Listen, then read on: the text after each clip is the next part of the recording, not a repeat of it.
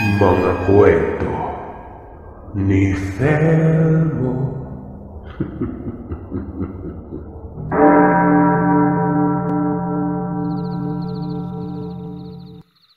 Alam kong marami sa inyo ang naniniwala sa aswang. Nang aswang daw, kumakain ng tao, kumakain ng sariwang karne at laman loob. Banggitin pa lamang natin ito sa mga kabataan noon na naglalaro. Tiyak na magtatakbuhan na. Bukod pa dyan, samot-saring paniniwala at kultura ang nasunod natin sa ating ninuno. Hindi lamang partikular sa mga aswang, maging sa mga bagay na mahiwaga at may milagro. Lalo na sa mga bagay at lugar na may kababalagan. Kapag ito na ang naging topic sa may kwentuhan, makikita sa mga mukha natin ang pagkatakot. Alam nyo, dahil lamang ito sa malikot nating pag-iisip. Hindi pa nga nakikita ang nilalang pero nailalarawan na sa diwa natin kung gaano nakakatakot sa personal. Mas nakakakilabot pa ang tumatakbo sa ating isipan. Matapos ka ng kwentuhan kapag umuwi na, ang bibilis maglakad, di ba? Konting kaluskos lang. Wala nang ibang nilalaman ng isip kung hindi. Aswang na siguro to. Tapos kapag sinundan pa ng kaluskos, anong ginagawa natin? Takbuhan na. Naalala ko noon na kapag bumibisitang pinsan ko sa bahay namin, sobrang tuwa ko. Pero kapag nagmungkahi na itong uuwi, malungkot na ako noon. Bakit? Ipinapatid kasi ng tatay ko ito sa bahay nila. Sa kabilang baryo ito nakatira. May bisikleta naman ako kaya ayos lang pero kapag binalikan na, naku, mabilis pa sa motor ang pagpapatakbo ko. Nakakamangha ano. Napapatawa na nga lang ako sa tuwing naaalala ko yon. May mahabang kalsada kasi sa amin na sobrang dilim.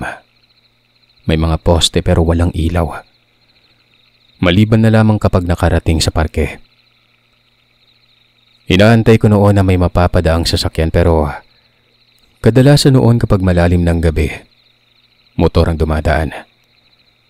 Tinatiming ko talaga na kapag tinatamaan na ako ng liwanag sa may likod, bomba na ako agad sa padyak sa pedal. Hanggang sa maging sagad-sagaran ng bilis ng bisikleta. At doon na lamang ako nakakahinga ng maluwag kapag nakarating na sa may parke. Pero ang likang isip na ito, Sir Seth, alam niyo ba na totoo? Hindi magiging batayan dito ang anyo. Ang magiging batayan dito, ang abilidad at ang kinakain. Ako po si Ross. Kasalukuyang nasa Cebu. Lalaki po ako. Baka iniisip niyong babae ang Ross. Noong nag-iedad 17 taong gulang pa lamang ako, kung hindi ako nagkakamali, nasa mga unang taon nito ng dekada 90, sa may Bindoy, Negros Oriental. Nakaranas ako ng higit pa sa nakakatakot na tagpo. Nakakapanghilakbot, nakakapanglumo, nakakarimarim, nakakawindang, at nakakasuklam. Katunayan, habang sinusulat ko ang kwentong ito, kinikilabutan ako. Napakahilig ko noon sa babae. Chick boy ako. Aminado ako doon. Hindi ko ito pinagmamayabang kasi nga may itsura naman talaga ako. Kayo na pambahalang umusga. Madali lamang sa akin ang makakilatis na babaeng nagkakagusto sa akin. Ulitin ko, Sir Seth. Hindi ko po ipinagmamayabang pero talagang may itsura ako. Kapag nakikita ko ang isang babae na panay sipat o hindi naman kaya panay ngiti, gets na yan. Isa pa sa mga diskarte ng mga babae yung inuutusan ka. Yung bigla na lamang makiusap sa'yo. Tapos, simpleng chancing. Sunog na sa akin ang discarding yan. At ito ang pinakamabahong diskarte nila. Yung magpapapansin sa'yo. Hindi naman ako mahilig makipagbarkada. Dahil alam ko naman kapag may barkada ako, puputaktin lamang ako ng panunukso. Iniiwas-iwasan ko talaga yan, kumbaga, malupitang teknik kumbaga. Kutsain nyo na ako, tatanggapin ko yan. Pero sa huli ay alam kong magugustuhan nyo ito. Pero alam niyo ba kahit sobrang chick boy ko, ni isa ay wala akong naging nobya. Hanggang sa chancing lang, kindatan, kawayan, at simpleng akbay pero wala akong naging nobya. Isip ko lang ang malaki pero hindi ako makabitaw-bitaw ng salita nun. Tandaan nyo, hindi lahat ng chick boy maraming koleksyon. Meron din na torpe. Hindi naman ibig sabihin na sinabi kong chick boy, may marami akong nobya eh.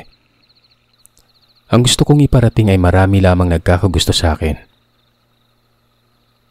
Hanggang sa merong dumating na masasabi kong nagpaseryoso sa akin nun.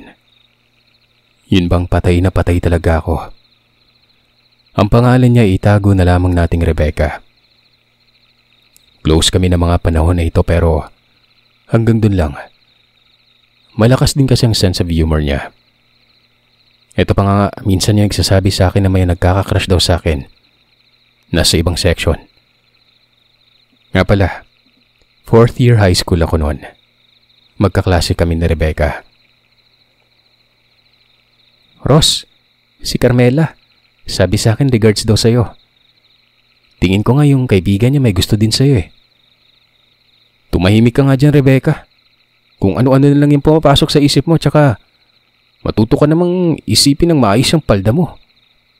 Kung ano-anong nakikita dyan eh.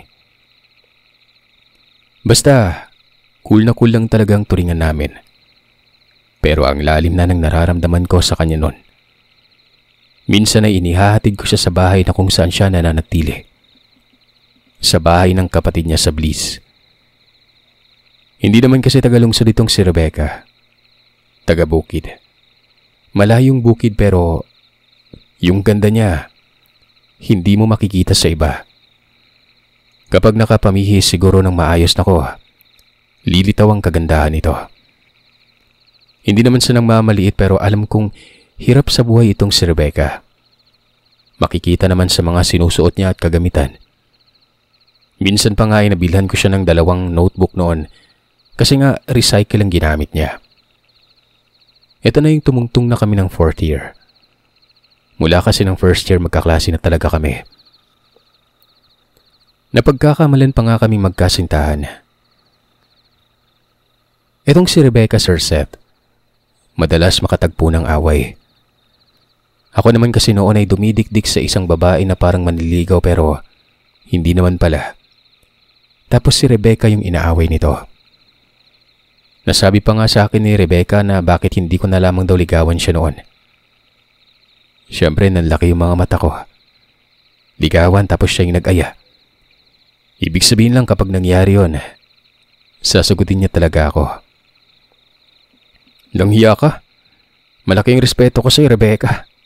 Ligawan tapos ano para saan? Para magkahiyaan sa isa't isa. Ayan ka na naman eh. Mag-aastang babae ka nga, para kang lalaki kung umupo. Tingnan mo sa una no, yung mga kaklase nating lalaki sa ano mo nakatingin. Nung magtapos na kami sa high school, ito na yung suktulan. Magkakahiwalay na kami. Pero hindi nangyari yon. Habang nag-aaral ako noon sa Dumaguete, bumibisita ako sa kanya tuwing walang klase. Hindi nagpatuloy sa pag-aaral itong si Rebecca, gawa ng hindi umano kaya ng kanyang pamilya. Kapag napapabisita naman ako sa kanila, sobrang saya nito. Niyayakap niya ako na para bang kasintahan. Napagkakamalan kami ng kanyang mga magulang na ganon. 3rd year college. Tila kapak ko na noon ng tagumpay. Doon ko na inamin ang pag-ibig ko Siya ang unang babaeng sinabihan ko ng I love you. Siyempre given na para sa akin ang sagot niya. Dapat ang katagang oo. Pero hindi Sir Seth. Hindi niya ako sinagot. Bagkos ay sinabihan niya akong baka magsisi o mano ako kaya mas mabuting hindi na lang maging kami. Grabe. Nanigas ang katawan ko noon. Para saan lahat ng mga pinaghirapan ko? Pagbisita ko, pagbibigay saya sa kanya, kung wala din naman palang patutunguhan. Nakapagtataka lang kung bakit nga ba hindi niya ako sinagot. Tinanong ko siya kung bakit pero hindi naman siya nagsalita noon. Naisip ko nga noon na baka may natipuhan na siyang iba. Gawa ng lingguhan lang naman akong nagpapakita sa kanya. Ako minsan hindi. Medyo malaking challenge sa akin ito. Pero hindi ito naging dahilan para sukuan ko si Rebecca. Yun nga lang, mula noon, naging malamig na ang simpatya niya sa akin. Hanggang sa noong nagbakasyon na, mga Disyembre, naisip kong pumunta sa kanila. Mabait naman ang kanyang mga magulang sa akin at feel at home ako doon kumbaga. Kaya kahit hindi niya ako pansinin ay ayos lang. Pupuslit ako doon at ipapakita ko ang dalisay kong sadya. Kukunin ko talaga ang puso niya noon. Ayun ngang nangyari. May dala pa akong kagamitan. Nagulat ito at tinanong ako kung ano daw ba ang ginagawa ko doon. Magbabakasyon sa inyo. Bakit may problema ba doon? Hindi siya nakapagsalita noon. Nakasimangot lamang siya at sinabihan pa akong baliw. Hindi ako nagalit. Natuwa pa ako. Nagmano ako sa mga magulang niyang sina Tatay Melchor at Nanay Ninda. Matanda na mga ito. Si Rebecca kasi ang pinakabunso noon. Sinabi ko talagang magbabakasyon ako kaso bigla na lamang nagkatitigan ang mga magulang ni Rebecca. Tapos, parang may agam-agam ang mga ito. Ilang saglit lang ay nagkalabitan ng dalawa. Tapos lumabas ng bahay. Tinawag si Rebecca noon. Hindi ko alam kung anong pinag-uusapan nila. Nakakapanibago gawa ng wala namang problema noon. Umabot pa nga ako ng 2 araw kakatambay sa kanila pero ngayon, para bang may problema. Nga pala, ang bahay nila Rebecca, isang palapag lamang ito. Malawak ang silong nila. 2 ang silid sa may taas pero ang umuukupa talaga ang malawak nilang sala na kung saan naroroon ang abuhan nila. May beranda sila na parang guguho na pero mapagtsatsagaan pa naman. Kasalukuyan ako noong nasa beranda hanggang sa umakyat na si Rebecca. At ang sabi nito, ayos lang umanong magbakasyon ako. Nagtanong pa kung nagpaalam ba ako sa mga magulang ko. Humiling ako noon. Hindi naman talaga ako nagpaalam. Dumiretso lamang ako sa kanila mula sa Dumaguete. Doon ka sa Kamalig. Pahayag na sila nanay. Pero doon ka sa Kamalig matulog. Ba't parang nag-aalangan pa? Wala naman akong masamang ginagawa dito, di ba? Tsaka di ba hindi naman tayo magkasintahan? Isa pa, doon naman talaga ako matutulog sa Kamalig nyo. Hindi na nagsalita pa si Rebecca. Kinagabihan, tinawag niya ako para maghapunan. Gaya ng dati, siyempre, magsasabay na naman kami ni Rebecca. Pero kami lang 2, ang mga magulang niya. Ni minsan ay hindi ko nakitang nakisabay ng kain sa akin. Matapos maghapunan, sumunod sa akin si Rebecca doon sa may Kamalig. Akala ko ay may kukunin lang kaso tinawag niya ako ng mahina noon. Bumulong ito. Mag-usap umano kaming 2. Ano namang pag-uusapan natin? Ikandado mo yung pinto . Tapos kapag may maririnig ka sa labas, huwag kang lalabas. Basta, dyan ka lang sa loob. Bakit naman? May problema ba? Tanong ko. Hanggang sa napahinto saglit ako ng paghinga noon nang sabihin niyang meron namanong gumagalang aswang sa kanila.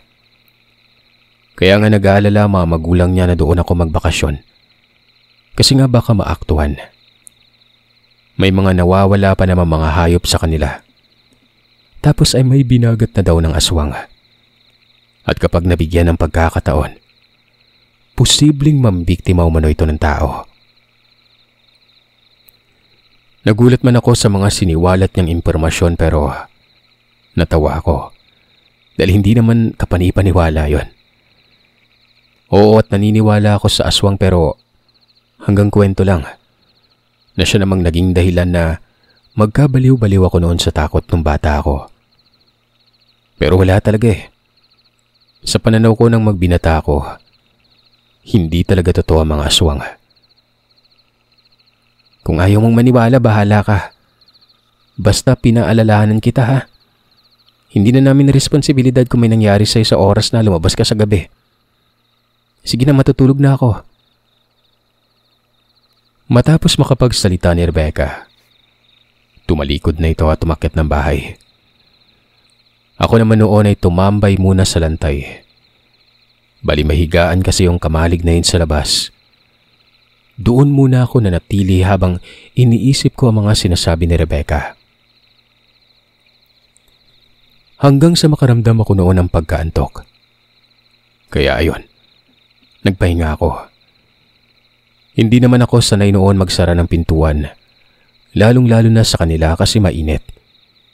Maliban na lamang kapag madaling araw na, kasi sobrang lamig ng mga oras na yon.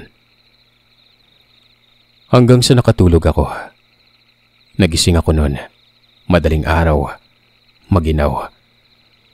Isinara ko ang pinto at noong isasara ko sanang bintana, nakarinig ako ng mga kagaskas. Tapos may kasamang tinig na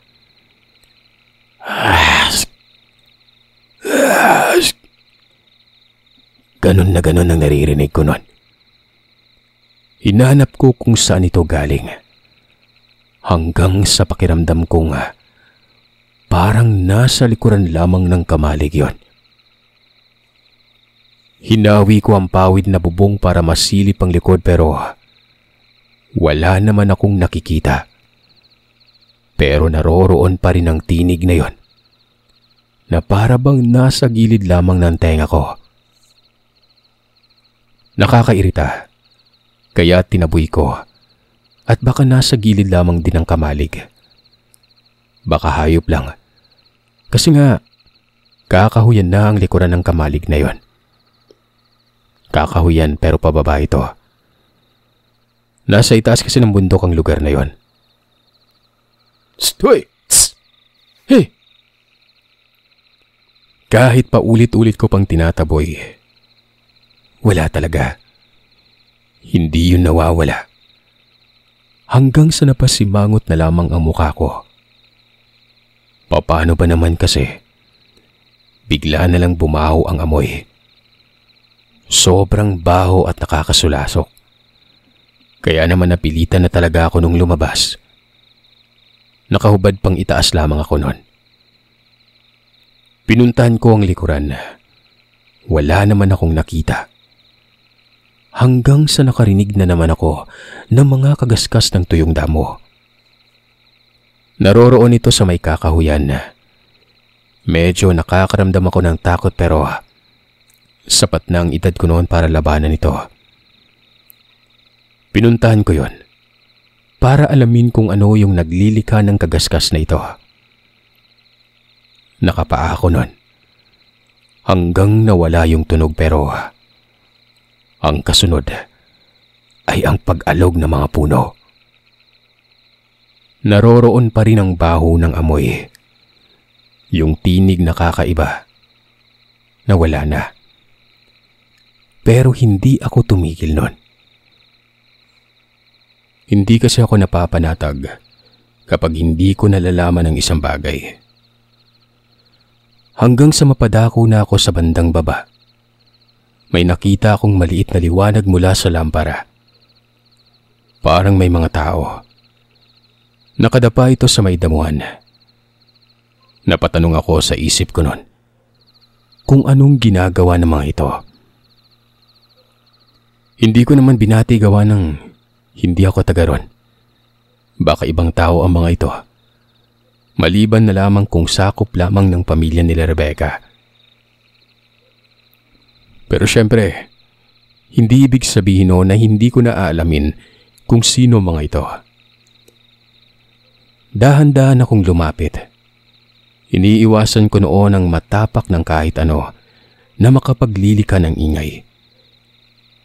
Hanggang sa ilang di pa na lamang siguro ang layo ko noon.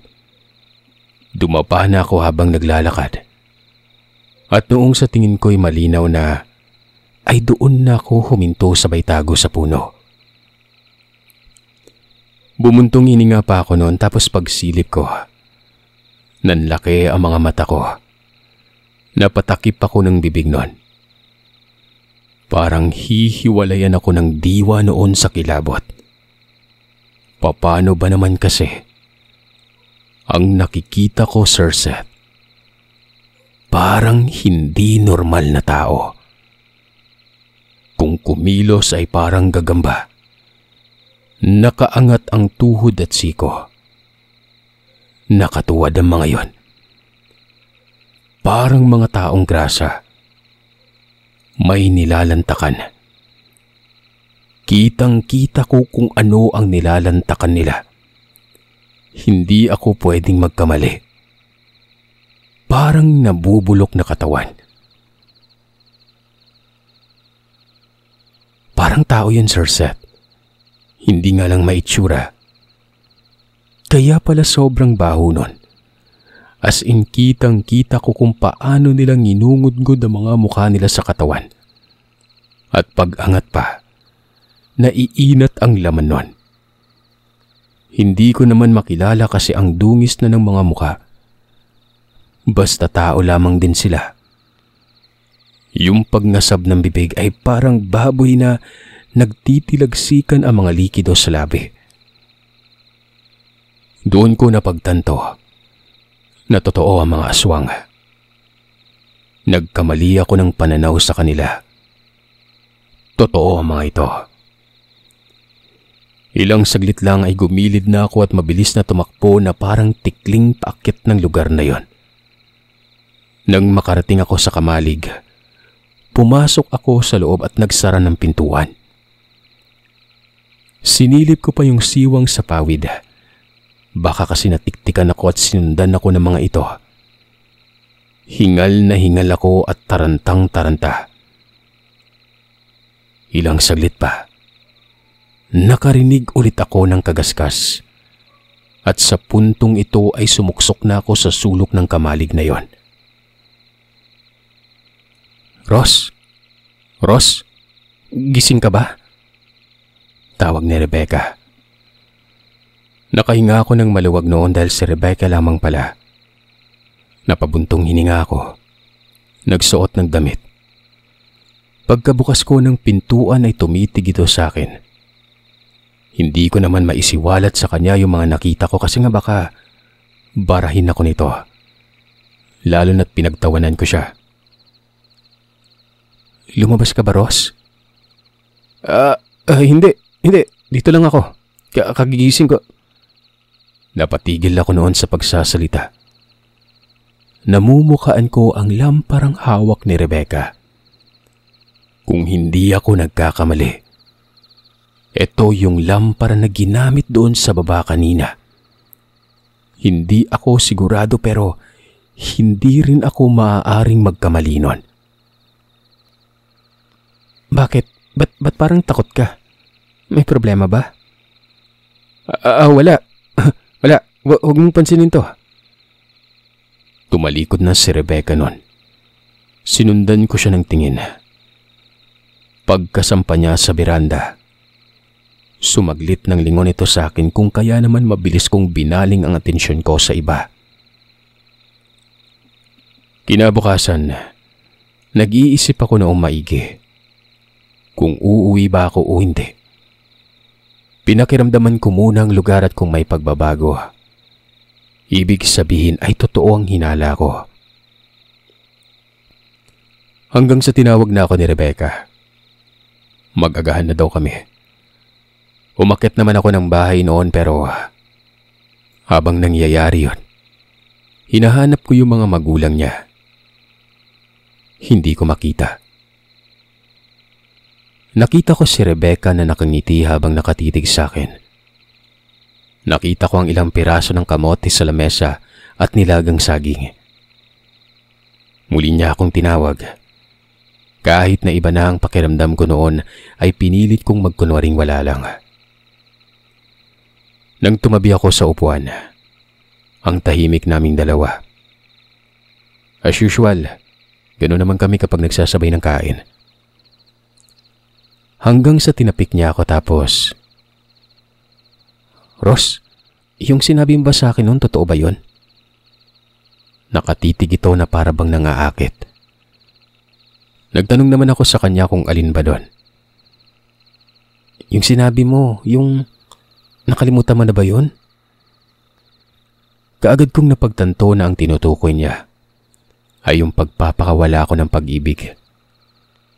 Natulala ako saglit. Para bang nagdadalawang isip na akong sabihin ang katagang totoo. Hindi muna ako nagsalita. Iniisip ko kasi yung nangyari kagabi. Tinimbang ko at hinahanapan ng kakaibang kinikilos si Rebecca. Gawa ng duda na talaga ako na baka aswang ang pamilya nila. Yun talaga ang pangunahing bumabagabag sa isipan ko noong mga panahon na yon. Pero wala naman. Kalmado din si Rebecca. Kaya mabilis kong inisip na baka nagkakamali lamang ako. "Yun ba? Bakit? Di ba sabi mo naman sa akin, ligawan kita dati?" "Hindi ko kinagat yun kasi nga mataas ang respeto ko sa'yo bilang kaibigan. Alam kong napipilitan ka lang nun. Gal nga, inaaway ka ng mga nagpapanggap na kasintahan ko. Kahit hindi naman naging kami. Yung sinabi ko kami kailan, totoo yun. Sobrang ako nasaktan ng tanggihan mo ako eh. Pero hindi ako susuko." Ngumiti siya, tapos biglang tumango. Sabi niya, sinasagot niya na raw ako. Yung kilabot na dala-dala ko noon ay naglaho. Napalitan ng pagkatuwa pero hindi naman talaga yung sagad-sagad noon. Bagamat iniisip kong hindi aswang ang pamilya pero hindi din naaalis ang pagdududa ko. Siguro normal naman yon. Nagulat ako nang bigla akong hinalikan ni Rebecca. Halik na napakalutong. Malagkit na malagkit pa sa putik. Hindi ako nakagalaw. Pinikit ko na lamang ang mga mata ko. Akala ko ay magtutuloy-tuloy na yon kasi nga kumakati na ang mga kamay ko na parang bang gusto nang gumalaw yon kung saan-saan. Lalo pat kami lamang dalawa doon. Pero walang ano-ano ay bumitaw siya. Tinulak ang labi ko palayo. Sabi niya, saka na umano yung sagad kapag nakapagpakasal na raw kaming dalawa. Hindi naman ako nakapagsalita at ngumiti lang. Matapos makakain ay bumalik ako sa may kamalig. Pero sa likod ng ligayang yon, nananatili pa rin sa isip ko ang pangyayari noong nakaraang gabi. Si Rebecca, abala sa itaas ng bahay. Katulad ng nakagawian. Naglilinis ito tuwing umaga. Ako naman noon ay naiisip kong silipin yung lugar kung saan ko namataan ang dalawang aswang. Pinuntahan ko ito. Nakita ko ang mga bakas na mga nabubulok na labi. Pira-piraso na lamang ang mga yon na dinadapuan ng sangkatutak na langaw. Tinatanaw ko ang mga bakas ng hawing damo kung saan patungo. Paakyat yon. Patungo mismo sa bahay nila Rebecca. Hanggang sa ilang saglit lang ay nakita ko ang kanyang mga magulang. Naglalakad ang mga ito pauwi ng bahay. Mula sa kanlurang banda ng bahay. Mabilis akong tumakbo pabalik nun. Sinalubong ko ang mga magulang niya. Magmamano sana ako kaso hindi ako pinapansin ng mga ito.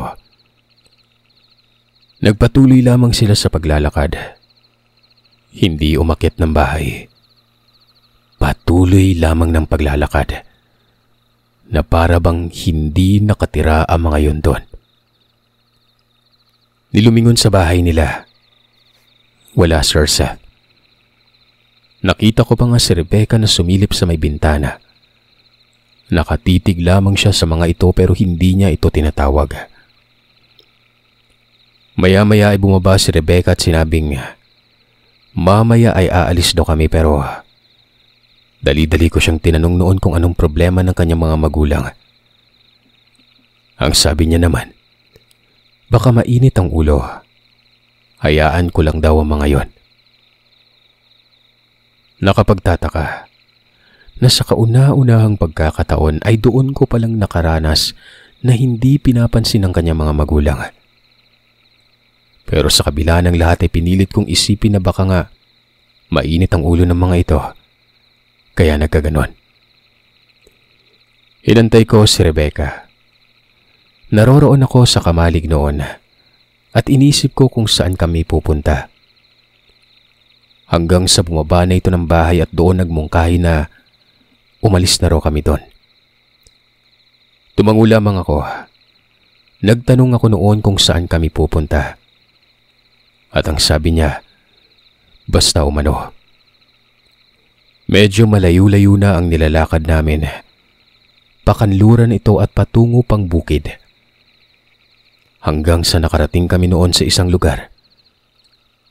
Nasa pangpang ito at natatanaw ko dito ang makapal na gubat.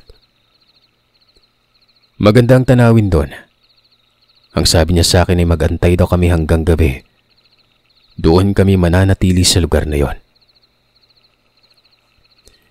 Iba nang pumapasok sa isipan ko noon, Sir Seth, na baka ito na ang ibibigay ni Rebecca. Alam niyo na yon.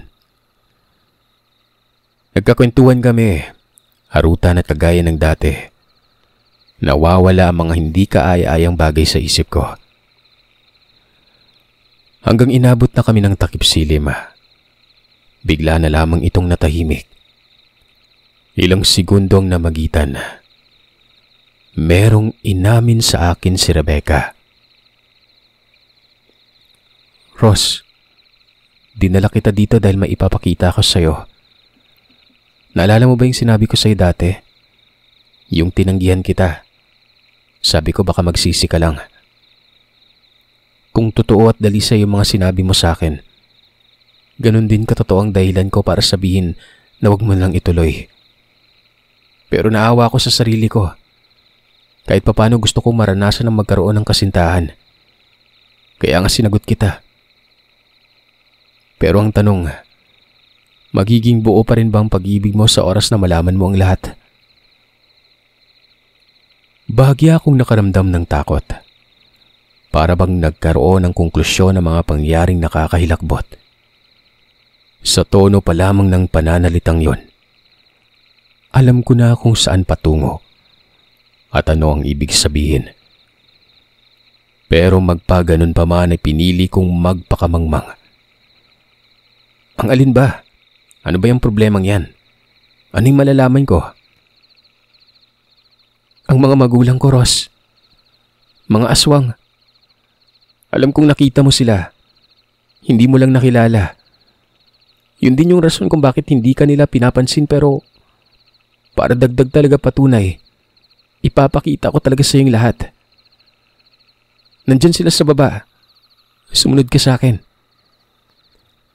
Hindi ko alam kung susunod ako sa kanya. Natakot ako pero huminto siya tapos pinangdilatan ako ng mga mata. Kaya naman napilitan na lamang ako noon. Baka kasi kung anong gawin niya sa akin. Lalo na ng mga sandaling yon. Iba na talaga ang nararamdaman ko. Naglakad kami noon, Sir Seth, hanggang sa makarating kami sa may baba. Hindi ko alam kung sementeryo ba yon. Basta, may mga bakas ng nitso pero magkakalayo. Nakita ko ang mga magulang ni Rebecca. Parang mga asong kinakaykay ang lupa. At katabi ng mga ito, yung maliit na lampara. Yung kilabot sa katawan ko ng mga sandaling yon, walang mapaglagyan. Damang-dama ko noon ang pagtatayuan ng mga balahibo ko. Lumalim ng lumalim ang kinakaykay na lupa. Ilang saglit lang ay may hinila ang mga ito. Kahoy yun. Kabaong. Umalingasaw kaagad ang amoy doon sa lugar. At kitang-kita ko kung paano nila hablutin ang laman ng kabaong na yon. Tapos parang mga asong gutom ang mga ito. Rinig na rinig ko ang paglagotok ng mga buto ng bangkay habang pinag-aagawan ng mga magulang ni Rebecca. Umiiyak si Rebecca. Sabi niya, ang bahay nila ay hindi talaga yung bahay na kung saan siya makikita. Ang bahay nila ay malapit lamang sa lugar na yon. Bahay lamang yun umano ng lolo ni Rebecca na matagal nang yumao. Dagdag pa ni Rebecca, lahat ng mga kapatid niya ay lumikas dahil ayaw nilang mahawaan ng pagiging aswang. Ultimong siya, pinaplano niya na ring umalis nun. Naghahanap lamang siya ng pagkakataon. Siyang bunso at malamang siya ang napipili. Kaya kung aalis man siya ay dapat lalayo talaga. Tatawid ng dagat at titira sa maraming tao para masiguro na hindi siya susundan ng kanyang mga magulang. Hindi ako nakapagsalita. Halong emosyon ang nararamdaman ko nun. Hanggang sa hinawakan ko ang kanyang kamay. Sinabi kong dadalin ko siya sa lugar kung saan hindi siya matatagpuan ng kanyang mga magulang. Sinabi kong hindi ko pagsisisiyan ng mahalin niya. Walang magbabago. Tumango si Rebecca. Ilang saglit lang noon ay sinabi niyang uuwi na kami. Kung gaano kalayong nilakad namin patungo ron, ay ganoon naman kabilis ang pagbalik namin. Hindi ko alam kung bakit basta nasa ibang daanan kami. Mabilis kaming nakarating.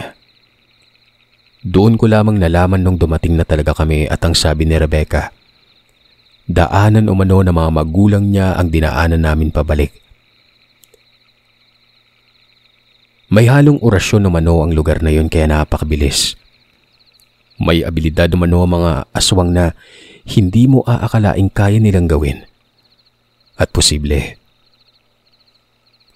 Kapag nagpabukas pa tayo, patay ka, Ross. Mamamatay ka. Naalala mo ba yung nag-uusap ang mga magulang ko sa labas nung magpaalam kang magbabakasyon? Ikaw yung pinag-uusapan. Plano kang patayin. Pinigilan ko lang. Ganun ba? Umalis na tayo ngayon. Tara na. As in sa mga sandaling yon, nag-alsa balutan ako. Maging si Rebecca. Hindi ko dinala sa amin ang nobya ko. Dinala ko ito sa Dumaguete tapos ilang araw lang ay bumiyahe kami sa Cebu. Hindi ko na lamang babanggitin dito kung saang lugar kasi nga dito kami nakatira ngayon. Iniwan ko muna si Rebecca sa isang paupahan. Binalikan ko ang mga dokumento ko sa Dumaguete. Hindi ko tinapos ang kolehiyo ko doon. Sa Cebu ako nag-aral. Pinaalam ko sa mga magulang ko ang lahat. Siyempre nung una ay galit na galit ang mga ito pero hindi kalaunan. Naintindihan din nila. Lalo na't pinanindigan ko ang desisyon ko noon. Hindi biro ang magdesisyon ng ganun kaselan. Buwis buhay. Dahil alam ko sa sarili ko na kapag nanatili ako sa Negros, ay may kalalagyan talaga ako. Hindi ako umuwi noon ng halos 5 taon. Kahit pa nakapagtapos na ako ng pag-aaral, sina nanay at tatay ang dumadalaw. Hanggang sa dumating ang araw na bigla na lamang bumisita itong kapatid niyang lalaki. Ito'y nakatira sa Bliss na kung saan doon siya nanatili noong high school pa kami. Akala ko, susunduin si Rebecca. Ayun pala, dala-dala nito ang balitang namatay daw ang kanilang mga magulang. Pinatay umano ang mga ito ng mga hindi kilalang mga tao. Sabi pa sa akin ng kapatid niya, mabuti na lamang umano at tinilikas ko si Rebecca dahil kung hindi pa, masasayang ang kinabukasan nito. Nagpasalamat ang kapatid niya. Nabigyan ko na magandang buhay si Rebecca. Sa ngayon ay masaya kaming namumuhay. May mga anak pero ang mga anak namin, hindi alam kung ano ang pagkatao ng kanilang ina. Pero magpaganon pa man, pinapaalala namin sa kanila na ang mga bagay na kinabibilangan ng kababalagan. Totoo, kagaya na lamang ng mga aswang.